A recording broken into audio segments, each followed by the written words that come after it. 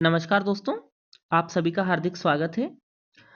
आप जानते हैं हम एमपीपीएससी मेंस का अध्ययन कर रहे हैं और अलग-अलग पेपर्स की अलग-अलग यूनिट पर हम लगातार वीडियो बना रहे हैं, अध्ययन कर रहे हैं। आप हमारे चैनल की प्लेलिस्ट में जाकर के उन्हें देख सकते हैं और व्यवस्थित अध्ययन कर सकते हैं। आज हम चौथे पेपर की जो पहली यूनिट है हमारी दर्शन शास्त्र वाली, उसमें षट दर्शन के अंतर्गत वैशेषिक दर्शन को पढ़ने वाले हैं। मित्रों, षट दर्शन एक ऐसी विचारधाराओं का समूह है जो वेदों की सत्ता को स्वीकार करते हैं। ये चर्चा हम पहले भी कर चुके हैं कि जो वेदों को स्वीकार करता है, उनके अस्तित्व को, वेदों की सत्ता को एक्सेप्ट करता है, वह दर्शन समूह आस्तिक कहलाता है। और इन आस्तिक दर्शनों में षट दर्शन आते हैं जिन्हें हम दो दो करके पढ़ते हैं। आप जानते हैं ये बात भी कि हम जिन्हें दो दो करके पढ़ते हैं। कौन कौन से? 6 दर्शनों में हम दो दो। सबसे पहले हमने सांख्य देखा और सांख्य से ही जुड़ा हुआ यानी समान विचारधारा वाला दर्शन योग था। फिर हमने न्याय को पढ़ा और आज हम वैशेषिक पढ़ रहे हैं। ये दो दो के ग्रुप में पढ़े जाने वाले दर्शन हैं क्योंकि अधिकांश मतों को इन्होंने एक दूसरे को स्वीकार कर लिया है। हाँ, कुछ कुछ भिन्नताएं हैं, इसीलिए ये अलग दर्शन बने। अब क्या भिन्नताएं हैं ये हम पढ़ रहे हैं। जैसे सांख्य है तो सांख्य ने तत्व मीमांसा पर अधिक जोर दिया था, प्रकृति व पुरुष को माना था जगत के निर्माण के लिए। वैसा का वैसे योग ने माना, हालांकि योग ने ईश्वर को माना है, सांख्य ने ईश्वर को नहीं माना, इसलिए योग अलग दर्शन हो गया। योग ने मोक्ष मार्ग को बहुत विस्तार से समझाया है, अष्टांगिक योग मार्ग बताया है ना। सांख्य ने प्रकृति व पुरुष का बहुत विस्तार से वर्णन किया है। सत्व रज व तम तीनों प्रकार के गुणों की प्रकृति की व्याख्या की है। इन्हें कुछ कुछ विचारधाराएं अलग अलग है, लेकिन अधिकांश चीज़ें एक दूसरे की एक्सेप्ट करने के कारण इन्हें एक ग्रुप ऑफ, जिसे क्या बोलते हैं, जोड़ा, दर्शनों का जोड़ा कहा जाता है। ऐसे ही न्याय और वैशेषिक है, जहाँ न्याय दर्शन ज्ञान के साधनों पर विचार करता है। आप पिछला वीडियो जाकर देखना। ज्ञान के साधन यानी प्रमाण शास्त्र के लिए जाना जाता है, प्रमाण शास्त्र, तर्क शास्त्र के लिए जाना जाता है न्याय दर्शन। वहीं हमारा वैशेषिक दर्शन तत्व मीमांसीय दर्शन है, तत्व मीमांसा पर अधिक जोर देता है। अब आप सोच रहे होंगे ये तत्व मीमांसा क्या है।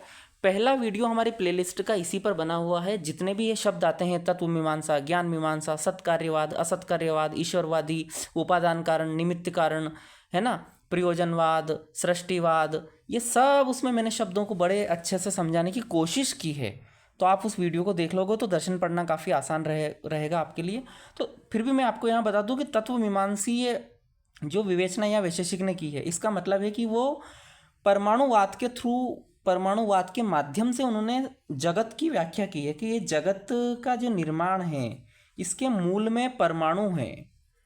मित्रों, जो विज्ञान बात करता है एटम की, बहुत लेट खोज होने लगी, वो काफ़ी वर्षों पहले हमारी दार्शनिक परंपरा में आ चुका था। आप आश्चर्य करेंगे इस बात को लेकर, कितनी समृद्ध दार्शनिक परंपरा, विरासत है हमारी। तो ये परमाणु के माध्यम से जगत की व्याख्या करता है और ईश्वर को भी मानता है। ईश्वर को बताते हैं कि ये उन्होंने ये बताया वैशेषिक वालों ने कि जो ईश्वर हैं उन्होंने इन परमाणुओं को करीब लाया है ना, और सृष्टि की है, तो जगत बन गया। और फिर ईश्वर ही इनको विलग करता है, अलग करता है, और विलग होने से फिर क्या, प्रलय हो जाता है। तो ये ईश्वर को भी माना है और प्रकृति को भी माना है। प्रकृति इन द सेंस इन्होंने परमाणु को माना है ना, भूत तत्वों को। तो अब हम विस्तार से बात करेंगे क्या माना, कैसे माना, है ना। हमारी हमेशा की तरह वही जो दर्शन पढ़ने की जो हमारा तरीका है, कौन प्रतिपादक है, कहाँ से जानकारी मिलती है, सब हम बात करने वाले हैं। तो दोस्तों, वैशेषिक दर्शन हमारा षट दर्शन का चौथा दर्शन है ये, जिसे है ना पढ़ने के क्रम में हम चौथा ये आज दर्शन पढ़ रहे हैं। इसके प्रणेता मतलब वैशेषिक दर्शन का जो कॉन्सेप्ट है वो किसने दिया, तो वो दिया है कणाद ऋषि ने। उनका मूल नाम तो उलूक था और उलूक नाम के कारण ही इस दर्शन को औलोक्य दर्शन, आलोक्य दर्शन, है ना, औलोक्य दर्शन करना या औलोक्य दर्शन भी कहा जाता है। कणाद, ऋषि कणाद, ऐसा माना जाता है कि जब किसान खेतों से फसल इकट्ठा करने के बाद अपने घर ले जाता था तो जो खेतों में अन्न के कण बिखरे पड़े रहते थे, बच जाते थे, उनको एकत्रित करके अपना जीवन यापन करते थे। तो कणों पर आधारित इनकी जीविका थी, इसलिए इनको कणाद कहा गया मित्रों। और वैशेषिक दर्शन के ये प्रतिपादक हैं और इन्होंने वैशेषिक सूत्र नामक ग्रंथ की रचना की है मित्रों। ठीक है, और आगे चल कर के जो वैशेषिक दर्शन के विचारधारा का विकास हुआ, बहुत आगे बढ़ी, तो जो प्रशस्त पाद नामक विद्वान थे उन्होंने इस वैशेषिक सूत्र पर भाष्य लिखा है और इस भाष्य का नाम है पदार्थ धर्म संग्रह। मित्रों, किसी भी मौलिक ग्रंथ पर जब सरलीकरण प्रस्तुत किया जाता है किसी अन्य लेखक द्वारा, तो उसे हम सामान्यतः भाष्य कह देते हैं या टीका कह देते हैं। जैसे वेदों पर बहुत सारे भाष्य लिखे गए है ना, और उनको सरली तरीके से, जैसे उपनिषद, ब्राह्मण, आरण्यक, ये सब भाष्य और टीकाएं है ना लिखी जाती है, तो इनको सरलीकरण माना जाता है मूल पुस्तक का। तो जो वैशेषिक सूत्र का भाष्य लिखा पदार्थ धर्म संग्रह नाम से प्रशस्त पाद नामक ऋषि ने।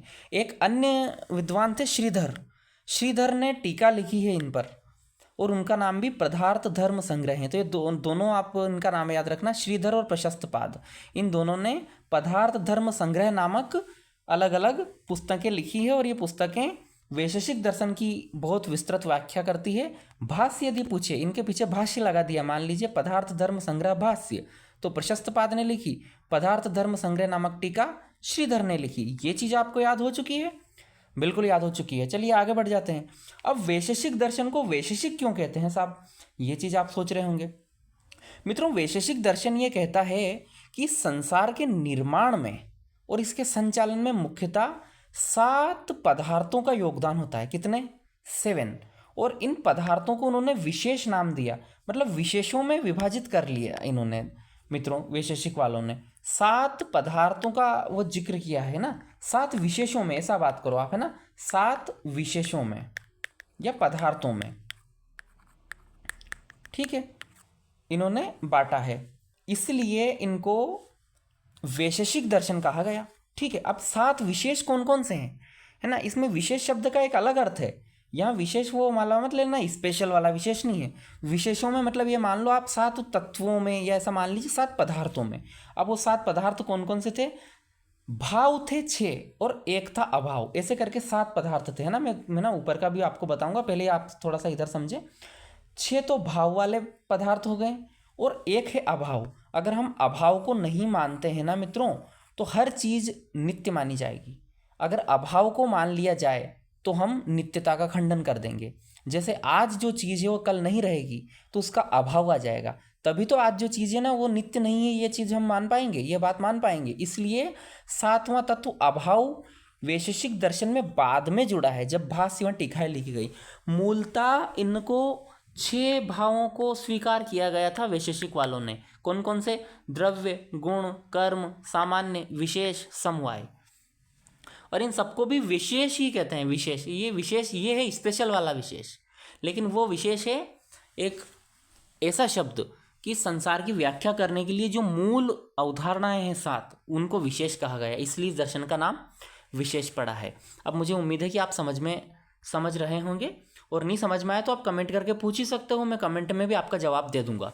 चलिए मित्रों, अब हम थोड़ा इसकी कुछ विशेषताएं अगर देखें कि वैशेषिक दर्शन कौन सा है, तो सबसे एक बात कॉमन, वो तो आप जानते हैं कि ये आस्तिक दर्शन है। अब कैसे आस्तिक है साहब? आप जानते हो कि जो वेदों को मानते हैं उनको आस्तिक कहा जाता है, तो ये दर्शन आस्तिक हुआ कि नहीं हुआ? बिल्कुल हुआ। ये दर्शन ईश्वरवादी है। ईश्वरवादी होने का मतलब है कि ईश्वर के अस्तित्व को स्वीकार करता है मित्रों। अब वैशेषिक कैसे करता है कि जो परमाणुओं से जगत बना है, तो परमाणु निष्क्रिय है वैशेषिक दर्शन के अनुसार, है ना, अपने आप में कोई एक्टिव नहीं है परमाणु। तो इनको एक्टिव किसने किया? तो ऐसा महान शक्तिमान कोई तो चाहिए ना, वो ही ईश्वर है। उन्होंने ही परमाणु को करीब लाया है और सृष्टि की है, यानी जगत का सृजन किया है। और फिर जब वो भगवान चाहेंगे, यानी ईश्वर चाहेगा, तब वो इस सृष्टि को फिर से डिस्ट्रॉय कर देगा, फिर से इसको विलग कर देगा परमाणुओं को। तो इन्होंने ईश्वर को भी माना है। ये पदार्थवादी दर्शन है। वही बात मित्रों, 7 पदार्थ इन्होंने माने हैं, जो आगे हम चर्चा में लेंगे एक एक करके 7 को, तो इसे पदार्थवादी भी कहते हैं। ये सत्कार्यवादी दर्शन है, यानी कारण को मानता है। जगत का कारण क्या माना? उपादान व निमित्त। निमित्त में ईश्वर है, उपादान में परमाणु को कारण माना। हालांकि सत्कार्यवादी की कोई विशेष व्याख्या इन्होंने नहीं की है मित्रों। न्याय दर्शन असत कार्यवादी था, वो नहीं मानता था कि कारण उसके लिए, जगत के निर्माण के लिए जो कार्य कारण सिद्धांत को, ना वो असत कार्यवादी था। सृष्टिवाद मित्रों, सृष्टिवाद का तात्पर्य है कि भगवान ने इस जगत को रचा है, ये इस विचार का समर्थन वैशेषिक दर्शन करता है। परमाणुवाद, सांख्यिक माफ करें, वैशेषिक के अनुसार इस जगत के जो कणों को, किसी भी वस्तु को हम तोड़ते जाएं तो सबसे अंत में जो बचेगा वो परमाणु है, उसके बाद उसे विलग नहीं किया जा सकता, यानी अंतिम विभाज्य कण परमाणु है। तो ये परमाणु को स्वीकार करने के कारण, सबसे पहले अवधारणा देने के कारण वैशेषिक दर्शन को परमाणुवाद भी एक विशेषता के रूप में हम शामिल करते हैं। अब मित्रों यदि प्रमाण की बात करें ना, ये भी आप याद रख लेना, प्रमाण क्या होता है, जैसे इनको है ना साधन भी कहते हैं, ज्ञान प्राप्ति के साधन, है ना, या तो साधन मान लो या प्रमाण मान लो। पिछले वीडियो में हमने प्रमाण पर बहुत विस्तृत चर्चा की है, क्योंकि न्याय दर्शन अपने ज्ञान मीमांसा के लिए जाना जाता है, और प्रमाण बहुत बताए हैं उन्होंने। प्रमाण मतलब साधन बताए, साधन की व्याख्या बहुत विस्तार से की उन्होंने, प्रत्यक्ष क्या है, अनुमान क्या है, उपमान क्या है ना, शब्द क्या है, ये सब बहुत विस्तार से उन्होंने बताया है। तो मैं आपको बताना चाहता हूँ कि जो वैशेषिक दर्शन है, उन्होंने चारों प्रमाणों को स्वीकार किया है, शब्द, उपमान, प्रत्यक्ष, अनुमान, यानी यह भी एक अपने न्याय दर्शन के अकॉर्डिंग, इसीलिए तो साथ साथ ही उनको पढ़ते हैं हम झुंड में, है ना, दो दो के झुंड बनाकर, झुंड नहीं कहेंगे दो को, पर वो दो दो के ग्रुप भी कहना सही नहीं होगा, हाँ जोड़े बनाकर पढ़ते हैं। तो इन प्रमाणों को माना है। शब्द प्रमाण मतलब कि जो वेदों में लिखा हुआ है, जो कोई ज्ञानी जन आपको बोलता है तो उस पर यकीन करो, वो शब्द है, वो ना, उसके द्वारा जो आपको ज्ञान मिलता है उसे शब्द कहा जाता है। उपमान मतलब है ना, सादृश्यता के कारण उपमा देना, है ना, कोई समान चीज़ देखकर हम किसी दूसरी चीज़ से उसकी तुलना करते हो समानता के आधार पर, तो उसे उपमान कहते हैं। जैसे कि आपने कोई बिल्ली देखी है और आपने शेर भी अलग देखा है, तो आप बिल्लू की क्या कहोगे, कहीं ना कहीं शेर की प्रजाति का दिखता है, हालांकि डरती जरूर है, पर शरीर में उनका यह उपमान आप देते हो, आपको ज्ञान होता है। प्रत्यक्ष तो आपको पता है, आप देखकर बता देते हो, छूकर बता देते हो, यानी जो डायरेक्ट कांटेक्ट में होता है अपनी इंद्रियों के, उसे प्रत्यक्ष साधन कहा है। और अनुमान, यानी कि आग लगी है, धुआं है तो आग लगी है, धुएं को देखकर आग का अनुमान करना। तो ये प्रमाणों, चारों प्रमाणों को उन्होंने, वैशेषिक वालों ने स्वीकार किया है। अब वैशेषिक नाम मैं आपको बता चुका हूं कि संसार को इन्होंने विशेषों में, यानी पदार्थों में बांटा है। कितने पदार्थों में बांटा है बताओ जरा, अभी तो बताया मैंने 7, ठीक है। अब उन 7 की एक एक करके मैं चर्चा करूंगा। अब पदार्थ की अवधारणा क्या है वैशेषिक में, ये तो समझना बहुत जरूरी है, क्योंकि मेन तो ये ही है उसका तत्व मीमांसा। पदार्थ में ही तो बांट करके जगत को समझाने की कोशिश की है। तो आप अपन देखते हैं कि क्या है इनका वैशेषिक का पदार्थ। वैशेषिक दर्शन में पदार्थ मूल केंद्र में है। पहली बात तो ये लिख देना, आप अपना उत्तर लिखो तो। प्रशस्त पाद के अनुसार, प्रशस्त पाद कौन है साहब, वही जिन्होंने भाष्य लिखा है, किस पर, वैशेषिक सूत्र पर। पदार्थ वह है जो सत है, ज्ञेय है, अभिधेय है। घबराओ मत, मैं बताता हूं। पदार्थ वह है जो सत है, ज्ञेय है, अभिधेय है। आप बस इन तीनों शब्दों को याद रखो। पदार्थ क्या है वैशेषिक के अनुसार, ये लाइन ही तो नंबर दिलाएगी। ये लाइन नहीं लिखो तो फिर नंबर की आशा मत करना, है ना, सीधा सीधा बोल रहा हूं, टू द पॉइंट, खरी बात। ये लाइन याद रखना, पदार्थ की परिभाषा में इसको रट लो, लिख लो 2-3 बार। पदार्थ वह है जो सत है, ज्ञेय है, वह अभिधेय है। अब आप शब्द का अर्थ समझ लो। सत है का तात्पर्य क्या है, सत का मतलब जिसकी सत्ता है, यानी जो अस्तित्व में है, जो एग्जिस्ट करता है, वो सत है, वो रहेगा हमेशा। प्रलय भी हो जाएगा ना तो भी परमाणु रहेंगे, कहीं ना कहीं निष्क्रिय रूप में पड़े रहेंगे, समझ रहे हो। फिर से ईश्वर चाहेंगे उनको वापस जोड़ देंगे। नहीं, पदार्थ परमाणु से बना है, मतलब ये सत है, एग्जिस्ट करता है, वही सत है मित्रों। अब शंकराचार्य जगत को मिथ्या मानते हैं, वो सत्य नहीं मानते हैं, क्योंकि संसार एग्जिस्ट नहीं करता है, ये एक विवर्त है, बस ब्रह्म का विवर्त मात्र है, मिथ्या है, ना सत्य है ना असत है। ये कौन बोलता है, शंकराचार्य का वेदांत दर्शन बोलता है ये बात। वहाँ हम बिल्कुल पढ़ेंगे वेदांत में, अद्वैत वेदांत जो है वो बोलते हैं इसमें। वेदांत की बहुत सारी अलग अलग शाखाओं पे भी हम चर्चा करेंगे, सिलेबस से हटकर भी कभी वीडियो बनाएंगे, क्योंकि एक तो रुचि का विषय है ये।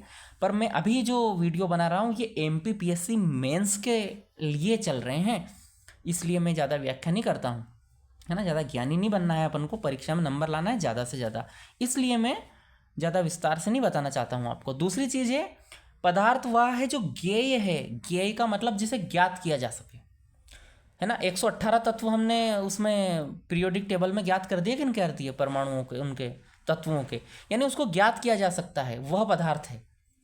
समझ रहे हो?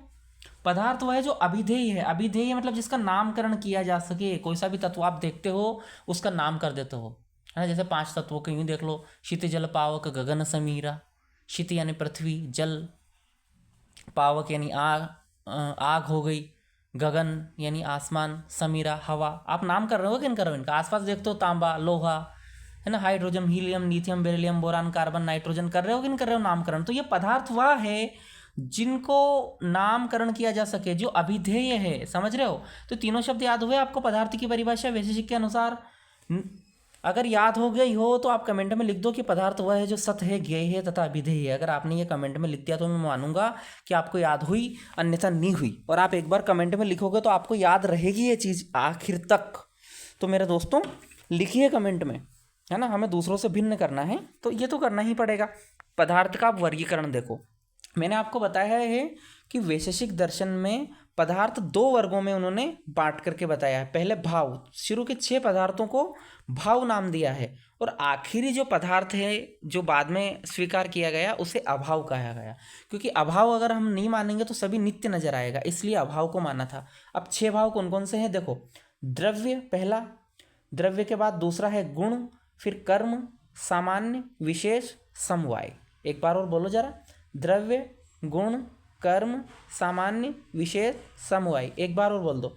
द्रव्य, गुण, कर्म, सामान्य, विशेष, समवाय। बहुत बढ़िया, याद हो गए। और 7वां अभाव है। ठीक है, चलो आगे बढ़ते हैं, एक एक करके सबको समझेंगे। पहले देखेंगे द्रव्य क्या है। मित्रों, वैशेषिक दर्शन के अनुसार द्रव्य प्रथम पदार्थ है ना। प्रथम पदार्थ यानी प्रथम विशेष क्या है? वह द्रव्य है। गुण व कर्म का अधिष्ठान है, यानी जो दूसरा और तीसरा पदार्थ है ना हमारा, गुण व कर्म 6 में से, उनका अधिष्ठान, उनका आधार। यदि द्रव्य नहीं होगा तो गुण भी नहीं होगा, गुण और कर्म भी नहीं होगा। समझ रहे हो चीज को? आप जानते हो कर्म क्या होता है? जो जहाँ क्रिया होती है वहीं कर्म होता है, बिना क्रिया के कर्म नहीं होता है। तो क्रिया कहाँ होगी? जहाँ द्रव्य होगा, है ना। अरे आ रहा है कि नहीं आ रहा है कुछ समझ? आ रहा है, बिल्कुल आ रहा है, मुझे उम्मीद है ना। पीएससी के स्टूडेंट हो यार, क्यों समझ नहीं आएगा? तो कोई गुण व कर्म। अच्छा बताओ, गुण बिना वस्तु के कोई गुण आ सकता है क्या? जल का गुण है बहना, तो अगर जल नहीं है तो बहना की परिभाषा कैसे करोगे? मतलब तरल का गुण है बहना, तरल, अब आप तरल लाके बताओगे तो बहना दिखा पाओगे, या तर बिना तरल से भी आप बहना बता दोगे? हवा का काम बहना है ना, तो हवा से बता दोगे। यानी जिसका गुण बहना है, बिना पदार्थ से नहीं बना सकते आप। आपको अगर तेज बताना है तो आपको अग्नि लानी पड़ेगी, अग्नि के द्वारा आप तेज बताओगे, सूरज के द्वारा तेज बताओगे। यानी द्रव्य पर आधारित है गुण और कर्म भी। कोई द्रव्य नहीं रहेगा, आप क्रिया करते हो तो आपका शरीर उसका रीज़न है, आप जाते हो, आपका मन, आपकी इच्छा होती है तो आप मूव करते हो, कर्म करते हो। तो ये दोनों जो पदार्थ है वो किस पर आश्रित है? द्रव्य पर। हाँ, द्रव्य पर, प्रथम पदार्थ पर। ये अधिष्ठान है, मतलब आधार है। दूसरी बात, 9 प्रकार के द्रव्य बताए गए हैं दोस्तों वैशेषिक में। कितने प्रकार के? 9 प्रकार के। पृथ्वी, अग्नि, वायु, जल, आकाश। ये 5 तो हमारे मौलिक तत्व जो अधिकांश दर्शन मानते हैं। पंच तत्वों से शरीर बना है, पंच में ही विलीन हो जाएगा, आपने अक्सर सुना होगा, है ना। हमारी सनातन संस्कृति में इन 5 तत्वों को माना गया है। तुलसीदास जी भी कहते हैं, क्षिति जल पावक गगन समीरा, पंच रचित यह अधम शरीरा। मतलब ये 5 तत्वों से मिलकर बना है। 5 तो ये पांचों को भी इन्होंने मान लिया, है ना। पंचभूतों को माना है। ये 5 भूत मतलब क्या है? जिन जो भौतिक रूप से अस्तित्व में हो, जिसकी भौतिकता हो उसे भूत कहा है। यहाँ भूत मतलब वो मत समझ लेना जो रात में आता है, और वो वैसे कोई नहीं आता है, ठीक है। और वैशेषिक ये कहता है कि इन 5 भूतों से इंद्रियां बनी है हमारी। फिर ये 5 भूत है तो भाई साहब 4 और कौन से हैं, जब आप तो 9 बता रहे हो? हाँ, वैशेषिक वाले कहते हैं फिर कि 4 और है भैया, इन 5 से काम नहीं चलेगा। कौन कौन से हैं 4? चलो देखो। दिक्, दिक् यानी दिशाएं, दिशाएं एक द्रव्य है। काल, काल भी एक द्रव्य है। आत्मा व मन, वाह भाई वाह, मजा आ गया। ये चारों इन 5 से अलग है साहब। लो, आत्मा, मन, दिक् व काल। दिक्, काल, आत्मा, मन, ये 4 याद रख लो। 5 तो आपको पहले से याद है भैया। चौपाई के माध्यम से। दिक् काल आत्मा मन, ये 9 द्रव्य किसने माने हैं? हम कौन सा दर्शन पढ़ रहे हैं, भूल तो नहीं गए? और जो आड़े टेढ़े होकर वीडियो देख रहे हो ना, आप सावधान हो जाओ रे, समझ जाओ मेरी बात को, लिखने लग जाओ। पृथ्वी, अग्नि, वायु, जल, इन चारों के परमाणु होते हैं। इन 5 तत्वों में से भी वैशेषिक दर्शन ये बोलता है कि 4 के परमाणु होते हैं, मतलब आकाश का परमाणु नहीं होता। ठीक है, ऐसा मानता है। कार्य नित्य है, कार्य अनित्य है, परमाणु नित्य है। परमाणु नित्य है, परमाणु सत माना इन्होंने। कार्य अनित्य है, यानी परमाणु से जगत बना, ये तो अनित्य है जगत, लेकिन परमाणु नित्य है। जगत जब उस प्रलय आएगा तो वापस परमाणु में बदल जाएगा। अभी भी परमाणु का संयोजन से जगत बना है, परमाणु ऐसे मिल गए, अब उसने जगत बना दिया, फिर ये बिखर जाएंगे, टूटकर अलग अलग हो जाएंगे ऐसे, है ना, ये हो जाएगा। तो ये माना है इन्होंने। अब द्रव्य के बाद हम दूसरा, इनका जो 7 पदार्थों में दूसरा पदार्थ है वो देखेंगे, वो क्या है? गुण। क्या है भैया गुण? तो गुण वह है जो द्रव्य में समवेत है, यानी द्रव्य में शामिल है, द्रव्य में निहित है, ऐसे लिख लो, जो भी आप लिखना चाहो, जो आपको ठीक लगे। द्रव्य में निहित है वो गुण है ना। अब आप समझ गए, मैं ज़्यादा नहीं विस्तार से समझाऊंगा। कुल 24 गुण माने गए हैं वैशेषिक ने। कितने गुण? जिसमें 5 मेन गुण हैं। 5 वो कौन से? 5 जो तत्वों से मिलके बने हैं ना, 5 महाभूतों से, वहाँ के 5 गुण हैं, भौतिक गुण जैसे कहें, और बाकी 19 मानसिक गुण माने हैं, जिनमें मेन आप याद रख लेना, कोई ज़्यादा ज़रूरत नहीं है। तो आप ये बताना 24 गुण माने हैं इन्होंने, ठीक है। वैसे सांख्य ने कितने गुण माने हैं? सत्व, रज व तम, 3 माने हैं, याद रखा करो। अब 5 जो भौतिक गुण हैं इसके वैशेषिक के अनुसार देखिए, रूप, स्वाद, स्पर्श, गंध, शब्द। देखो, रूप, स्वाद, स्पर्श, गंध व शब्द, ये 5 गुण हैं। रूप का ऐसे बना? अग्नि से। स्वाद जल से, स्पर्श वायु से, गंध पृथ्वी से, शब्द आकाश से बना है। तो इन 5 गुणों से, 5 महाभूतों से 5 गुण बने हैं। और जो 19 अन्य मानसिक गुण हैं उनमें सुख, दुख, द्वेष, प्रयत्न, स्नेह, धर्म, अधर्म इत्यादि है। ठीक है, तो ये गुण है। अब कर्म देखो, कर्म नामक पदार्थ भी क्या है? ये भी द्रव्य पर आश्रित है, द्रव्य के बिना ये नहीं काम का। अब कैसे काम का नहीं है? जो मूर्त द्रव्य है ना, द्रव्यों में भी जो मूर्त द्रव्य है, कौन से हैं मूर्त द्रव्य? ये 5 है ना। इसमें आकाश नहीं आएगा, इसमें आएगा मन, पृथ्वी, जल, वायु, अग्नि। इन मूर्त द्रव्यों का गतिशील व्यापार, जब पृथ्वी अपने आप को गतिमान करती है, जल करता है, वायु, अग्नि और वह मन, ये 5 अपने आप को जब गति में लाते हैं तो कर्म बनता है। आप अपने शरीर को गति में लाते हो, है ना। आप जैसे शरीर को गति में लाओगे, आपकी रीढ़ की हड्डी धीरे धीरे धीरे धीरे लेटने की ओर जाएगी, फिर धीरे धीरे मोबाइल आंखों पे जाएगा। या आप कर्म कर रहे हो ना, सोने वाला, इससे क्या हो रहा है? आलस वाला कर्म हुआ कि नहीं हुआ आपका? तो ये कर्म कैसे बना? मूर्त द्रव्यों का गतिशील व्यापार, यानी इसमें आपके कौन कौन से मूर्त द्रव्य करा काम? एक तो मन ने करा, बाकी इन सबसे आपका शरीर बना ही है। शरीर ने और आपके मन ने, दोनों ने सोचा कि चलो सो जाते हैं, क्लास व्लास तो चल ही रहे हैं, आनंद भैया समझाते जा रहे हैं, दूसरी बार देख लेंगे वीडियो, कोई दिक्कत नहीं है अपन को। आप करो आराम से, धीरे धीरे सिलेबस पूरा करना हो तो, और आपको जल्दी करना हो, बार बार रिवीजन करना हो तो एक ही बार में नोट्स बना लो, वो आपकी मर्जी। अब प्रकार क्या क्या है कर्म के? देखो भैया, अलग अलग प्रकार के कर्म है। उत्प्रेषण, अवक्षेपण। उत्प्रेषण यानी ऊपर जाना। अगर आप अपने आप को ऊपर ले जा रहे हो, विकास कर रहे हो, रोज सिलेबस याद कर रहे हो, नोट्स बना रहे हो, तो आप उत्प्रेक्षण कर्म कर रहे हो। नीचे जाना मतलब दिनों दिन आप ढीठ बनते जा रहे हो, घर वालों की गालियां से आपको फर्क नहीं पड़ रहा है, तो आप अवक्षेपण कर्म कर रहे हो। संकुचन, सिकुड़ना। यदि प्रकृति का कोई द्रव्य है वो अपने आप को सिकुड़ता है तो इसे हम क्या बोलते हैं? संकुचन कर्म। प्रसारण यानी विस्तार, एक बीज से जैसे वृक्ष बनता है, वो विस्तार वाला कर्म।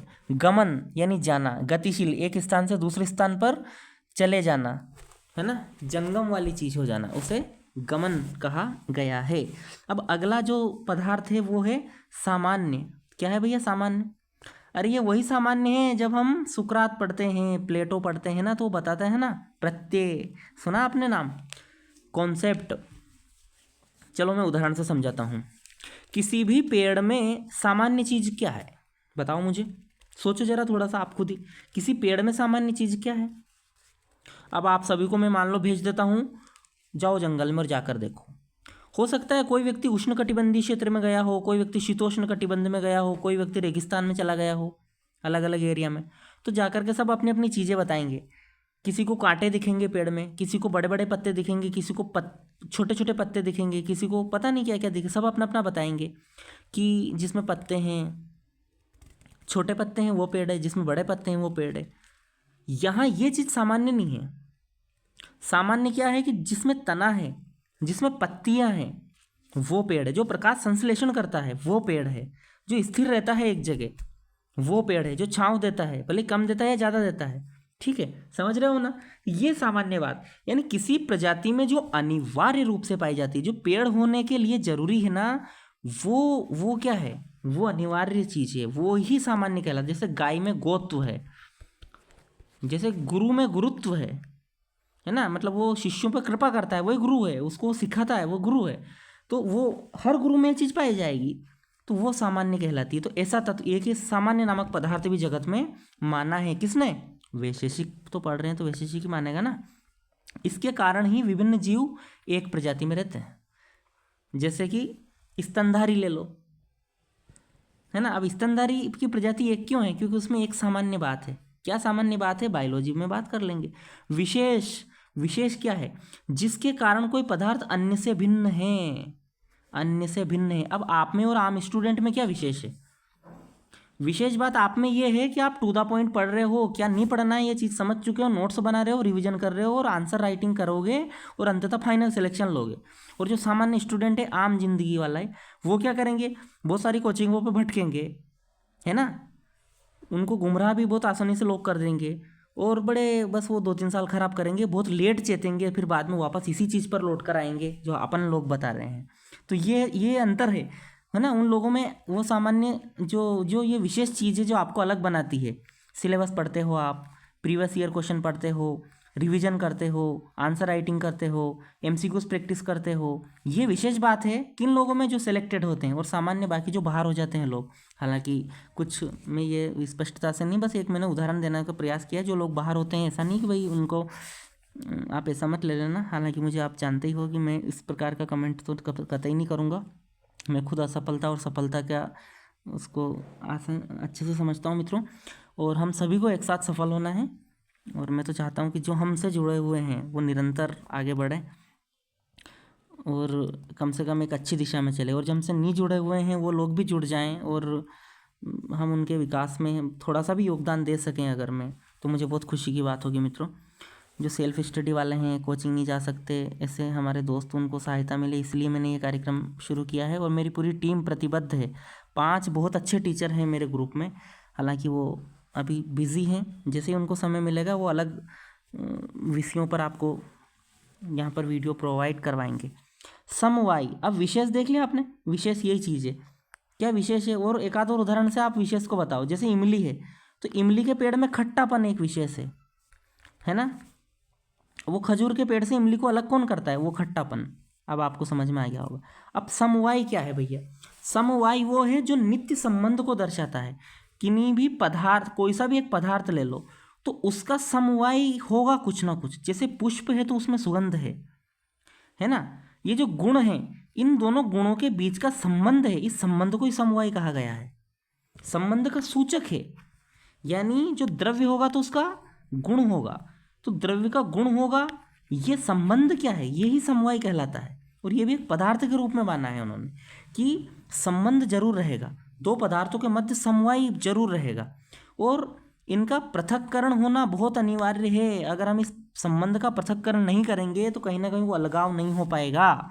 हम शरीर को, अपना संबंध जो हमने समवाय बना लिया है, इसको अलग करोगे तब आत्मा की मुक्ति, चेतना को अलग करोगे, प्रकृति को अलग हो पाएगा। वही वाली कॉन्सेप्ट आता है हर दर्शन में ले दे के मुक्ति। 7वां जो पदार्थ माना है वैशेषिक ने, उसे अभाव कहा है मित्रों। अभाव, अगर अभाव नहीं होगा तो हर चीज़ नित्य दिखेगी। आपके पास अभाव ना होना तो आप ईश्वर की पूजा नहीं करो, आप किसी को मानो ही नहीं, क्योंकि सब कुछ मिल जाए। अभाव रहेगा तो भगवान को याद करने का स्वभाव रहेगा। ऐसे ही वैशेषिक कहते हैं कि किसी वस्तु का ना होना अभाव है, प्रशस्त पाद ने इसे सातवें पदार्थ को जोड़ा है। अभाव को स्वीकार ना करने पर सब नित्य लगने लगेगा, संसार ही सही लगेगा। आपको जब अभाव दिखेगा ना, तब आप ईश्वर से फिर जुड़ जाओगे कि प्रभु ये मेरे जीवन के अभावों को कम करो। अभी नौकरी का अभाव है तो आप नौकरी की तरफ जा रहे हो, तो ये अभाव है। अब आप एक बार फिर से वीडियो को पॉज करो, मुंह धो लो और मुंह धो करके फिर से जुड़ जाओ। अब परमाणुवाद हम पढ़ने वाले हैं, वैशेषिक द्वारा जो चीज़ें बताई गई है। हालांकि आप इतनी एनर्जेटिक तो हो कि 30 मिनट में थके नहीं होंगे। गहरी सांस ले लो 30 सेकंड तक, अब फोकस हो जाओ दोबारा। ठीक है मित्रों, चलिए परमाणुवाद। मित्रों यह वैशेषिक का केंद्रीय सिद्धांत है। केंद्रीय सिद्धांत मतलब जिस पर वैशेषिक दर्शन टिका है, जो वैशेषिक दर्शन की पहचान है। आपसे कोई वैशेषिक दर्शन पूछे तो आप क्या बताओगे? अगर उन्होंने आपने बता दिया परमाणुओं से संसार की रचना हुई है, तो सामने वाला समझ जाएगा कि वैशेषिक दर्शन के बारे में जानता है। किसी भी दर्शन की मौलिक कुछ अवधारणाएं होती है। जैसे आपसे मैं पूछूं अद्वैत वेदांत क्या है, आप बोल दोगे ब्रह्म सत्यम जगत मिथ्या जीवो ब्रह्मेव नापरा। मतलब आप समझ गए हैं कि वेदांत क्या है, जो अद्वैत वेदांत क्या है।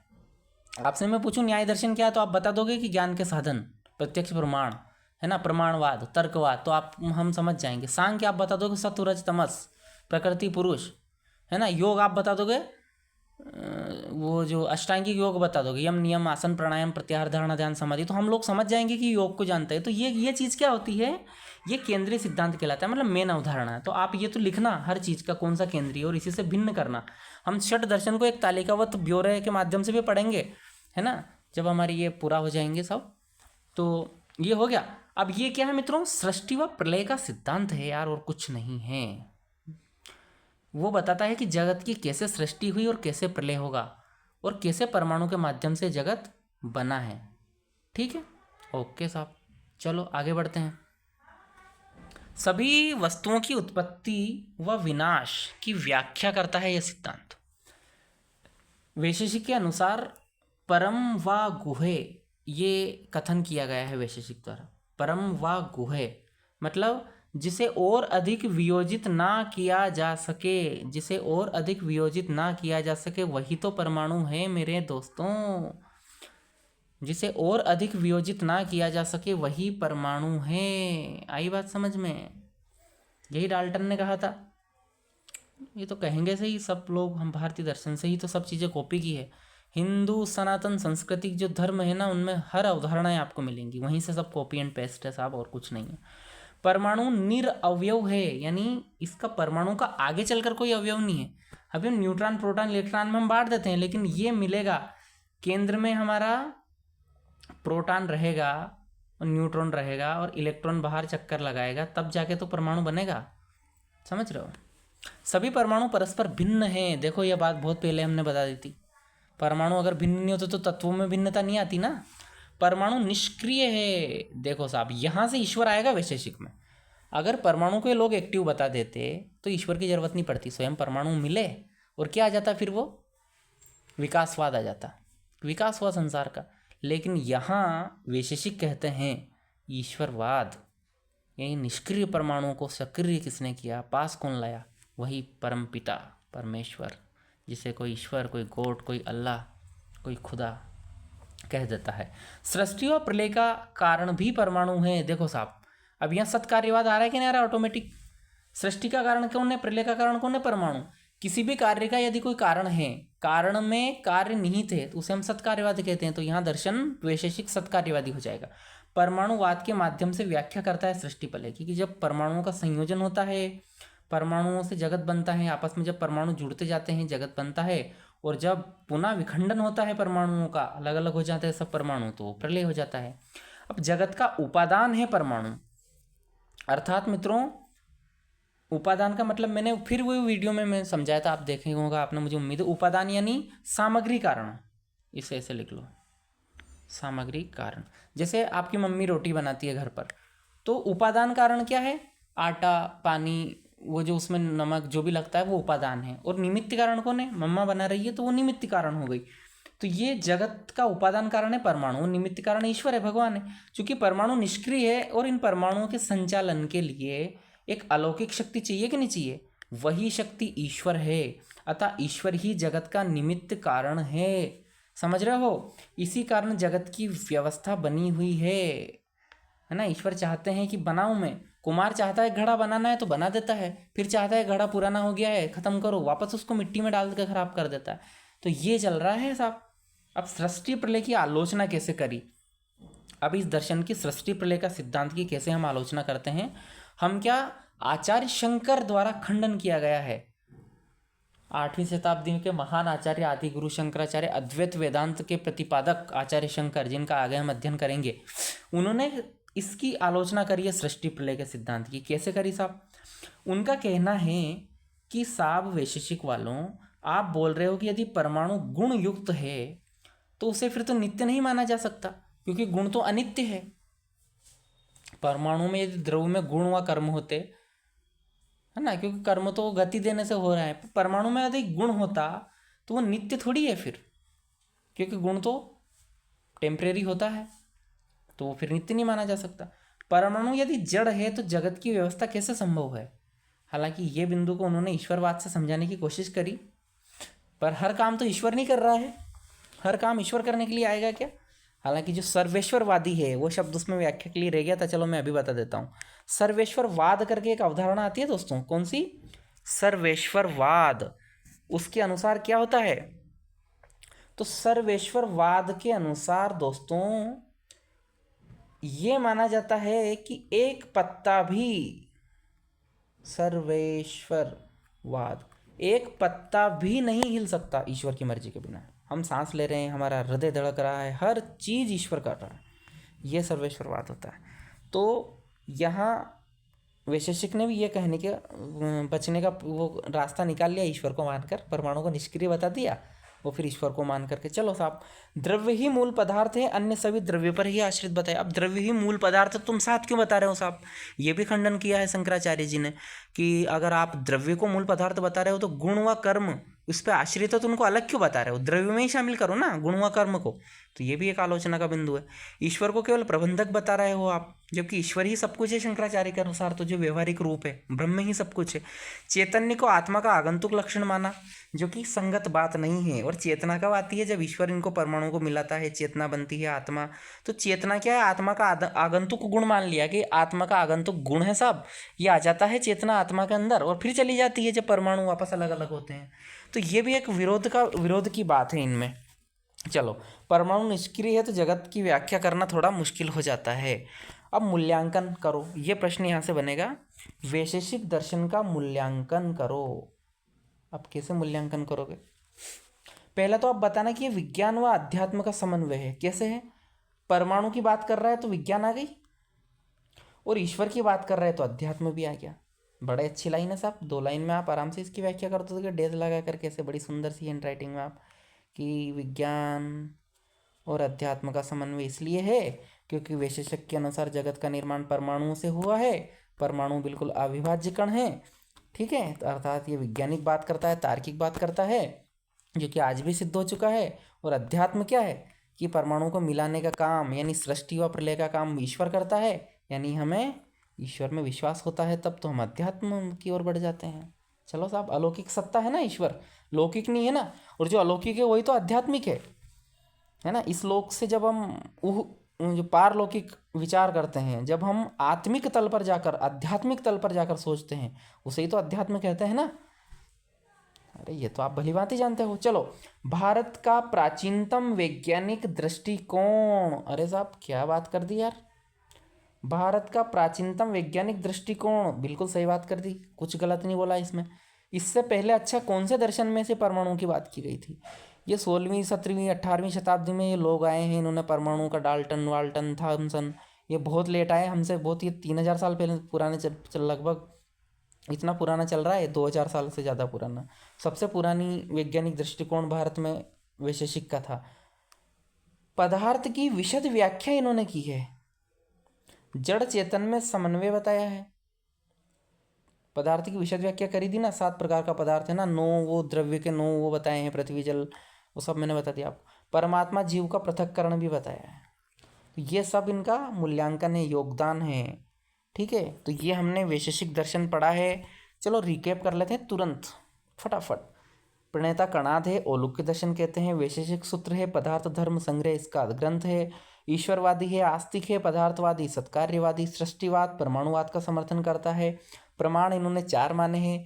पदार्थ की अवधारणा बहुत विस्तार से दी है, परिभाषा दी है कि पदार्थ वह है, 3 चीज़ें, जो सत है, ठीक है, जो सत है, जो ज्ञेय है और जो अभिधेय है। फिर पदार्थ का वर्गीकरण करा तो 2 टाइप माने, 2 कौन कौन से माने, एक भाव और एक अभाव। भाव में 6 हैं, द्रव्य, गुण, कर्म, सामान्य, विशेष व समवाय। द्रव्य क्या है, प्रथम पदार्थ है। गुण क्या है, जो द्रव्यों में समवेत है। कर्म क्या है, जो द्रव्यों का गतिशील व्यापार है। सामान्य क्या है, जो हर प्रजाति में पाया जाता है। विशेष क्या है, जो एक प्रजाति को दूसरी प्रजाति से भिन्न बनाता है। समवाय क्या है, जो संबंधों को बताता है। अभाव क्या है, जो किसी चीज़ के ना होने को बताता है। परमाणुवाद क्या है, जगत परमाणु से मिला है, परम व गु है। सृष्टि प्रलय क्या है, ईश्वर परमाणुओं को मिलाकर सृष्टि कर देता है और परमाणु को विलय करके प्रलय कर देता है। और इसकी आलोचना कैसे कर दी है शनकाचार्य ने, वो हमने देखा। और मूल्यांकन में आप बता दोगे विज्ञान अध्यात्म का समन्वय है, प्राचीन वैज्ञानिक दृष्टिकोण है, पदार्थ की विशद व्याख्या है, जड़ चेतन में समन्वय है, परमात्मा जीव का पृथक्करण करता है। चलिए साहब, अब मैं आपको एक अपील करता हूँ, पढ़ते रहिए वीडियो को। अगर आपको पसंद आया हो तो लाइक कर दीजिए, शेयर कर दीजिए, चैनल को सब्सक्राइब कर लीजिए। और कर भला तो हो भला, जितने दोस्तों को आप वीडियो बताएंगे लाभ मिलेगा उतना अच्छा है। ऊपर वाला आपके साथ भी ऐसा ही बर्ताव करेगा जैसा आप दूसरों के साथ करते हो। तो आपकी कोई क्वेरी हो तो अपना भाई समझकर आप पूछ सकते हो, अपना मित्र समझकर आप पूछ सकते हो। इसमें कमेंट बॉक्स खुला है, मैं आपका जवाब दूंगा। और दोस्तों, पढ़ते रहिए। अपने माता पिता का सपना यदि पूरा करना हो तो निरंतर लगा रहना होगा, निरंतर लगा रहना होगा। थकान, विश्राम, मनोरंजन जैसी चीज़ें हमारे जीवन में नहीं आना चाहिए। हल्का सा माइंड को रिलैक्स कर लिया करो, फिर से पढ़ने बैठ जाया करो, है ना। कुछ करना यदि है तो, और आप अगर ऐसे टाइम पास करना है तो फिर तो छोड़ो पढ़ाई, पूरा वही चीज़ें करो। तो ये छोटा सा मेरा संदेश था। अब आपके मित्र को अनुमति दीजिए। मिलेंगे अगले वीडियो में। बाय बाय, जय श्री राम।